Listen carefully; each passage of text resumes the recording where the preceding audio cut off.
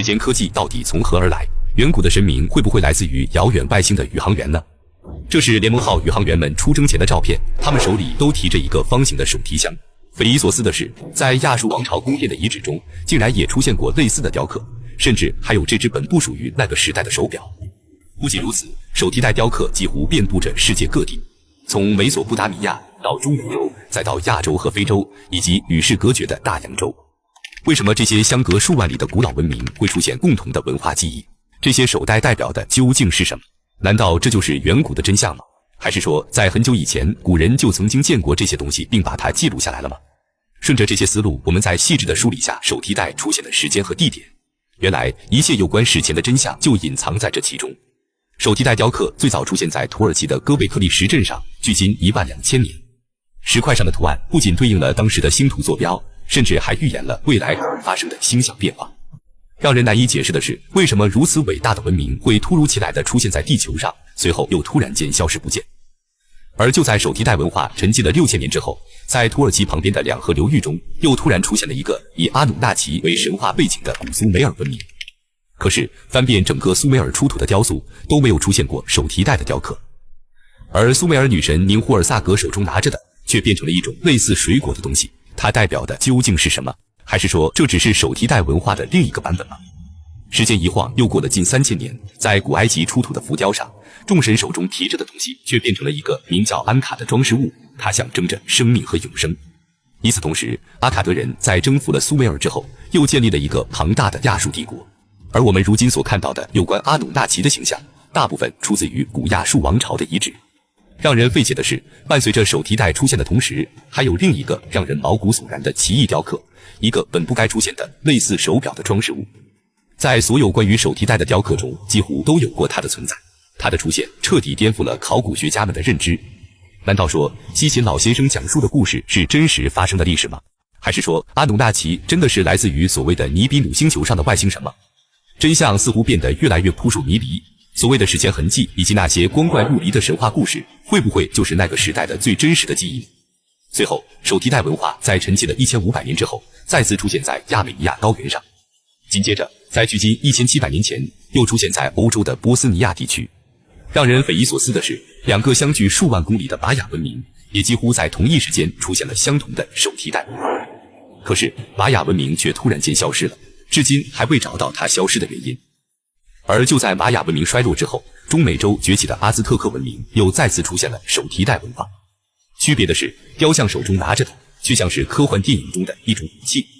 随后，在距今1000年前，手提袋文化又出现在印度教的古老寺庙中，然后又出现在中美洲的墨西哥。而它最后出现的时间却是在非洲的马里，大约距今500年左右。再往后，手提袋文化仿佛销声匿迹了一般，再也没有出现过。那么问题来了，手提袋究竟代表着是什么？纵观所有手提袋出现的地方，都伴随着古老文明突如其来出现的同时，随后又突然间消失不见。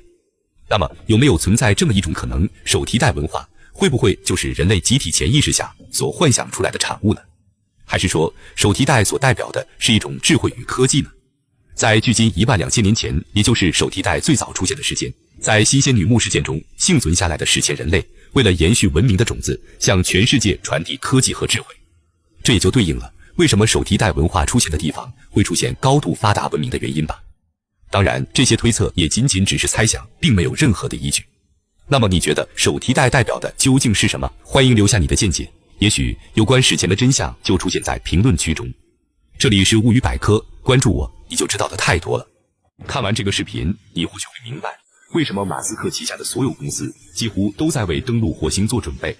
那么火星上到底隐藏着哪些秘密？这张著名的火星天使照片是快车号探测器在火星的南极拍摄的。让人惊讶的是，在英国的一家公园里也出现了类似的建筑。不同的是，火星上的复制品要比英国的大上几十倍，它的翅膀可延伸数百公里。科学家们声称，火星天使仅仅只是陨石撞击后所形成的随机图案，是自然形成的产物。但是，我们又该如何去解释这张由好奇号所拍摄的火星之门呢？难道是因为拍摄角度所造成的光影错觉吗？不仅如此，还有这张曾经轰动一时的火星人脸，以及人脸附近的金字塔建筑群。然而，这些所有不可思议的发现，仅仅只是神秘火星中的冰山一角。那么，火星上究竟发生了什么？时间回到1965年7月15日，水手4号探测器顺利进入火星轨道，并拍摄了一系列的火星照片。这些照片很快引起了巨大的轰动，因为它所展示的是一个荒凉、死寂且充满陨石坑的死亡世界。几个世纪以来，人们普遍认为火星和地球一样，表面上存在着大量植被，并且火星上还生存着和人类一样的智慧生物。直到这些照片的出现，才彻底粉碎了人们的幻想。但是，依然有不少的人坚信，火星的生命形式或许和地球不同，也就是说 ，NASA 隐瞒了一些关于火星的真相。直到1976年7月，维京1号探测器传回了一张特殊的照片，引发了不少的轰动。因为这张照片无论是从哪种角度上来看，就是一张巨大的人脸。怀疑论者认为，这座人脸建筑就是火星人建造的，和埃及的狮身人面像一样，是星球上文明的产物。也就是说，火星上曾经或者是现在还存在着类似地球一样的高级文明。因为他们对这张照片分析时发现，不仅是火星人脸，甚至是人脸所在的整个塞东尼亚区域都存在着许多人工建筑的痕迹。其中最明显的就是发现多个疑似金字塔的建筑，而更让研究人员吃惊的是，这些类似金字塔结构的建筑与地球上金字塔的排列方向完全一致，它们都是按照夏至日太阳的位置来设计的，并且它的朝向与母星球上的物理南北极对齐。对此 NASA 表示，这张照片就是光影效果导致的，根本就不存在所谓的火星人脸以及类似金字塔的建筑。也就是说，这就是一座自然形成的山峰，在拍摄角度和拍摄技术上才被呈现出所谓的人脸样貌。但是我们又该如何去解释好奇号在火星上拍摄的那些奇怪照片呢？接下来你将看到的是好奇号在2015年拍摄的高清影像。这张照片除了展示出火星的孤寂和荒凉外，还有一个令人震惊的发现。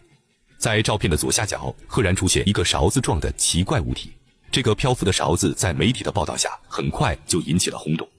然而仅只过去1年，好奇号又发现了另一个勺子。难道说这是火星人遗留下来的餐具吗？然而地质学家们很快就反驳了这一说法。根据分析，这两个勺子只是普通岩石在自然风化的作用下所形成的特殊形状。因为按照旁边的参照物对比，这两个勺子的大小超出了正常使用的尺寸，也是一种视觉错觉。但是好奇号并没有因此而放弃寻找火星上的可疑痕迹。2022年5月，好奇号的一次重磅发现再次将人们的视野拉向了火星。因为在这张普通的照片上竟然出现了一道长方形的石门。阴谋论者认为，这扇门其实就是火星的地下城入口，而之前发现的两个勺子或许就是生活在这附近的火星人丢弃的。然而地质学家们表示，照片中所谓的石门是自然形成的产物，它的另一头也并不会通向任何地方。对此，火星文明支持者们为了反驳这一理论，特意找来了和它一样的参照物进行对比。仔细看这两张照片，左边的是好奇号拍摄的火星之门，而右边是拉美西斯7世陵墓的照片。这两张照片的相似程度可以说几乎一模一样。难道说地球上的金字塔与火星之门是出自同一文明之手吗？尽管有众多相关领域的专家们对这些奇怪的照片进行解释，但是公众的想象力一旦被打开，就很难被收住。其中就有一位因2001太空漫游而闻名的科幻作家阿瑟·克拉克，他对所谓的火星森林照片异常坚信。他认为这些树木之所以每年都会发生变化，很有可能与火星上季节性的气候有关，或者是存在类似恐龙一样的火星野兽在啃食这些植物。后来经过调查发现，所谓的火星森林仅只是一系列的巧合而已。之所以会形成像植被一样的形状，是因为二氧化碳结冰所导致的复杂图案。在临近春夏的时候，火星表面的温度开始升高，干冰融化后会以新的方式填充表面的裂缝，因此造成了火星森林运动的现象。但是问题来了，为什么我们在地球上没有看到类似的现象呢？如果这些奇怪的现象都能用巧合来解释的话，那这些巧合的数量和频率会不会有些不正常？而接下来的这张照片或许会颠覆你的认知。这张照片是由 NASA 的火星轨道环绕器在2006年12月拍摄。照片所展示的是水手峡谷荒凉的地貌特征。但是随着我们把照片放大，诡异的画面出现了。一个类似碟状的物体正安静地躺在峡谷中。从照片中可以看出，这个碟状物体在空中充分减速后，再借助地表的冲击力强行减速，最终扎进地表中，因此形成一条长长的刹车痕迹。如果这个物体不是自然形成的，那么它是谁制造的？又是谁让它坠毁在这里呢？对此 ，NASA 表示，这很有可能就是之前人类发射的探测器，由于某些原因而坠毁在这里。这种说法似乎也说得过去，因为自冷战以来，人类总共向火星发射了超过50个探测器，其中有接近一半的探测器坠毁在火星，因此并不排除是人造探测器残骸的可能性。对于这种说法，并没有得到大多数人的认同。许多人怀疑，曾经的火星拥有着和地球一样的生态环境，并存在高度发达的文明。